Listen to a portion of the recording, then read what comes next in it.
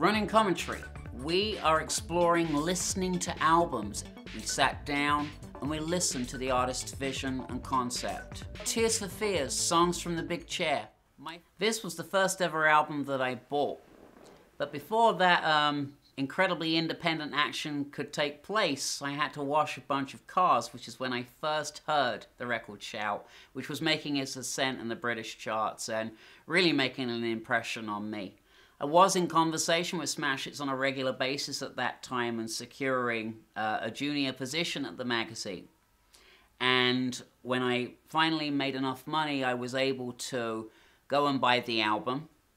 And I think it's fair to say that I listened to the singles on the album fairly regularly. And this was a cassette tape, which probably means that I fast-forwarded through most of the other tracks on the album as a 12-year-old because I wanted to hear Shout, which was my favorite track.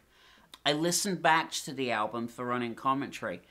I have to say, it was quite the experience. Not necessarily in a positive way. Shout still does its work. It comes in. It's their angst-saturated moan at parenting. And as the album continues into the working hour, it does feel like a working hour. It feels as though I am working an hour to listen to the track. There's a long, drawn-out saxophone solo, which I normally would not have any kind of an issue with. However, in this case, the intro lasts for a very, very long time. The track comes across as precious. I do feel that the most valuable line of the song is, this is the working hour. We are paid by those who learn by our mistakes. I do think that that line has value. But by the time the song is finished, I'm exhausted. And I don't know if that was their intention. We move on to Everybody Wants to Rule the World, which I reviewed for Smash Hits magazine in March 1985 and gave runner-up single of the fortnight. I do think that this was a very important record for Tears for Fears because it was one of their few optimistic pieces. Even though actually the lyrics were kind of biting and against the world, the song had a sound of being very upbeat and triumphant, and it really resonated with the public and made them huge stars in the US. Where I stand today on Tears for Fears, Everybody Wants to Rule the World is, on this album, it almost doesn't fit in. It doesn't fit into the rest of what the album does or talks about. It's very much a single, but I don't feel like this single lives on this album. It's strange. I don't really know what they were going for with this album. The direction at this point is you've gone from Shout to the working hour to Everybody Wants to Rule the World. Okay, I'm confused. Track 4 is Mother's Talk, which was their single from August 1984.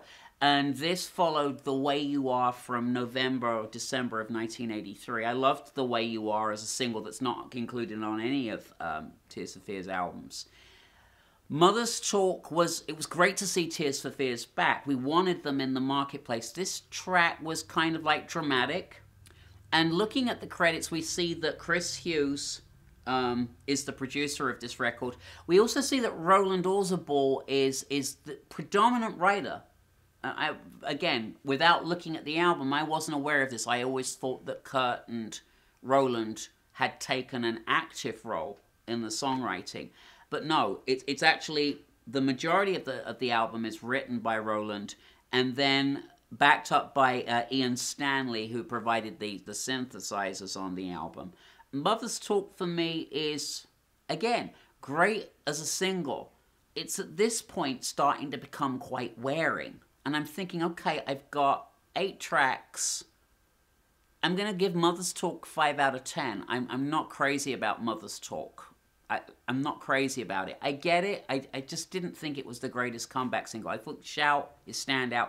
Everybody Wants to Rule the World's a hit. Working Hour, I'm okay with it. It's just tiring. Then we go on to I Believe, which is the follow-up to Head Over Heels.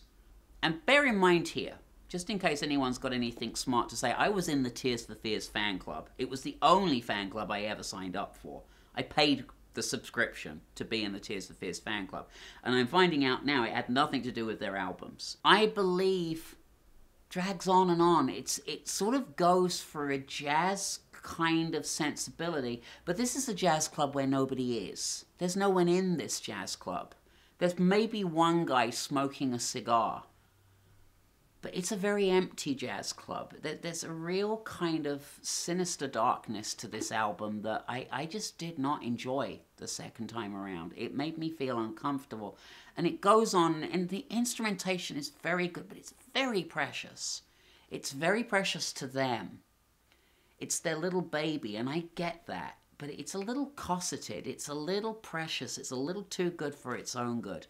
And by the time I Believe is finished, I'm really starting to get tired of this album. The next track on the album is Broken, which is memorable only, really, because it has the head over heels piano hook in it. I'm sorry, there are 8 songs on the album. You've got the piano hook to the next track in the track before. Why? Is it me, or is this... It seems to me that there's some laziness going on here. I'm not impressed. The Hurting was out 2 years earlier. It's taking you 2 years to make 8 tracks. So Broken is broken because it's got a piece of Head Over Heels for it. Head Over Heels is a brilliant record. I love the video. I loved what they did. I loved the fact that they aged up with the librarian. The whole kind of Head Over Heels is a good song that I care about, and it works. It's kind of, it's very sort of pondering, but it works as this sort of progressive rock piece.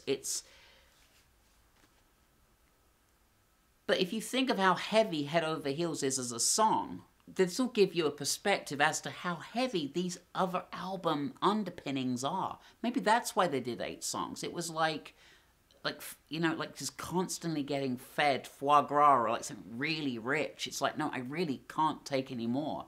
And then Listen, which is a sort of 6-minute long song where the synth at the beginning is definitely memorable. It's something something I'll add to a playlist. I like the synth intro to Listen. Pitch-wise, he comes in at this very strange pitch, and it sort of makes sense once he slides down into the rest of the song. But it's all about that synth hook. Then there's this sort of kind of chant where I can't quite make out the language. I sit here feeling like a traitor. Tears for Fears are one of my favorite groups, and this album review has not changed that fact. The reason why, The Hurting. And also because in later material they addressed this pontification. They addressed this overly precious way that they had of doing things, which ultimately split the group up. Sowing the Seeds of Love was way over budget, and ultimately was the financial ruin of the group, which is why they split up. Sowing the Seeds of Love being this essentially homage to I Am the Walrus by the Beatles. But they weren't the Beatles, and that's the point. I think it was too early in their career for them to be channeling late 60s Beatles with only a limited amount of success behind them. I think the projects were overambitious. I think that that's what they suffered from. So when it's good, it's very, very good. Other than that, it is preponderous and lugubrious and drawn out and heavy, and I am in no rush to listen to this album again. I do understand what it meant to them, and I do understand what it meant to the audience. And just for the record, I was responsible for putting Tears for Fears on the cover of Smash Hits in January of 1985. So I'm not going to have anybody backlash me on this. I love these guys, I always will. This album, for 8 songs, I like the 4 singles. I just about like Listen. I'm going to go 52%.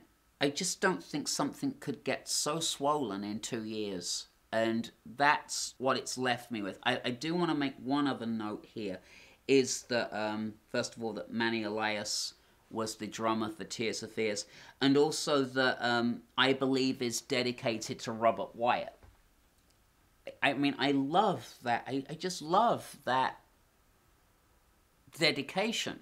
Robert Wyatt on Shipbuilding is one of the most potent we heard during that period, and the fact that Tears for Fears wanted to reference him should have been a kind of indication of the direction this album was headed in, but it's just, how do you go from being like a student body kind of group to this bloated, overly conscious, I don't know, I feel sad that I feel this way about the album. But I think this is why I fast forwarded, and Shout remains great, and Head Over Heels is something I'll listen to, and Everybody Wants to Rule the World is something that somebody else will play and I'll hear. But that's where I am with Tears for Fears and songs from the Big Chair.